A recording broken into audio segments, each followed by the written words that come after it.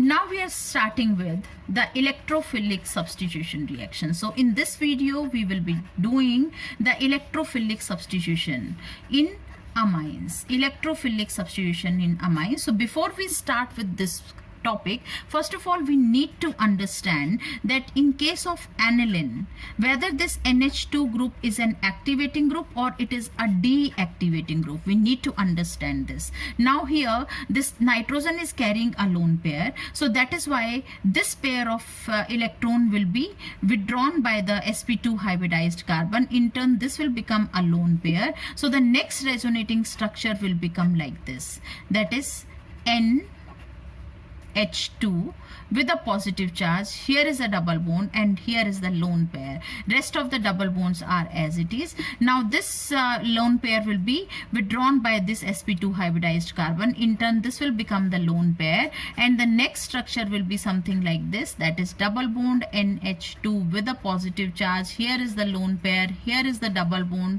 and double bond. Now this lone pair will be withdrawn by this sp2 hybridized carbon. In turn this pi pair will become the lone pair, and we will be getting this as a structure, that is double bond NH2 with a positive charge. Here is the lone pair and here is a pi pair. Now the sp2 hybridized carbon will be withdrawing this pair of electron. In turn this will be shifted here, and the next structure will become like this, that is NH2 with a lone pair. Here is a double bond. So all these are the resonating structures. So we should understand here that this NH2 is making benzene ring electron rich. It is the plus R effect group. So that is why it is what? It is an activating group. It is an activating group. It will activate the benzene ring towards electrophilic substitution, number one. Number two is because it is making ortho, para and ortho site electron rich. That is why it is ortho para directing group. It is ortho para directing group. So that is how we are starting with the electrophilic substitution in these amines. Now the first example we are starting with, that is bromination. Bromination means reaction with bromine. How the reaction will take place? Say we have aniline. Now this aniline on reaction with bromine in presence of a polar solvent, say it is water, then it will be undergoing a tri-substitution, and the product obtained here will be 2,4,6 tribromoaniline. Why is it tribromoaniline formed? Because this NH2 is an activating group, so it has activated the benzene ring for the electrophilic substitution, and that is why the substitution happened like this, and we are getting a tri-substituted product. Now what if we want to get only the parabromoaniline? We want only the substitution to happen at one position, not at all the three positions. So what to do? In such a case we have to decrease the activating effect of this NH2 group. We have to make this NH2 group less activating. So how can we do it? How can we make it less activating? So how can we do it? Let's do it. Say we have aniline. Now this aniline, first we will do its acylation. Acylation, as we discussed earlier also, we can do either with the acid anhydride or we can do it with acid chloride, etc. Anything. Then the compound obtained will be like this, NH double bond O CH3. So acylation happened here. Now in this case you can see that this carbonyl group is attached with this nitrogen. So this carbonyl group will be withdrawing electron towards itself, and in this way the availability of lone pair on this nitrogen will become less.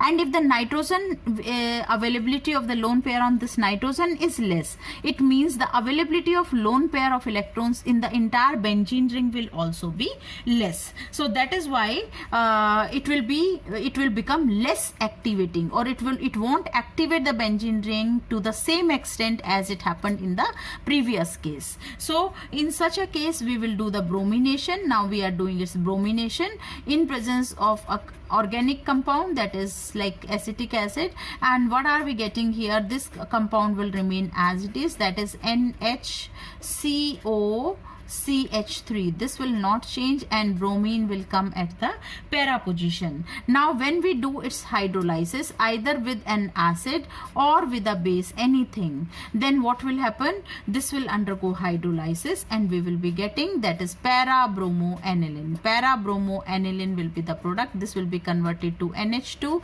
Here it is bromine. So para-bromoaniline will be the product, and in addition to this we will be getting CH3COOH. So this is what, this is bromination. So bromination in presence of a polar solvent will be giving us tri-substituted because NH2 is an activating group. But if we want to get only mono substitution, if we want to get the para-bromoaniline, in that case first we need to do the protection. So first we are doing protection by doing acylation, and after then we are reacting it. So this is all about the bromination reaction. Now another example of electrophilic substitution is, that is nitration. Now what about nitration? We all know nitration can be done with the nitrating mixture. What is nitrating mixture? That is concentrated H2SO4 and concentrated HNO3 together will be forming the nitrating mixture. So this aniline on reaction with the nitrating mixture, that is concentrated H2SO4 and concentrated HNO3 together, they will be forming the compound, that is NH2NO2 para position plus NH2NO2 meta position plus NH2NO2 ortho position. And if we see the percentage of the product formed, this will be 51% para and this meta is 47% and this ortho is 2%. Now the question comes, then when NH2 is an ortho para directing group, then why are we getting the meta product in such a high quantity? What is the reason for it? Why the meta product is also obtained in quite significant quantity? What is the reason for this? The reason for this is that when we do nitration, then during nitration starts with the protonation. So during protonation, this NH2 will be converted to the anilinium ion. I hope we are clear that concentrated H2SO4 on reaction with HNO3, that will first undergo protonation, and this protonation, that proton will be reacting with this NH2 group and will be converting this to the anilinium ion. So we will be getting this anilinium ion there.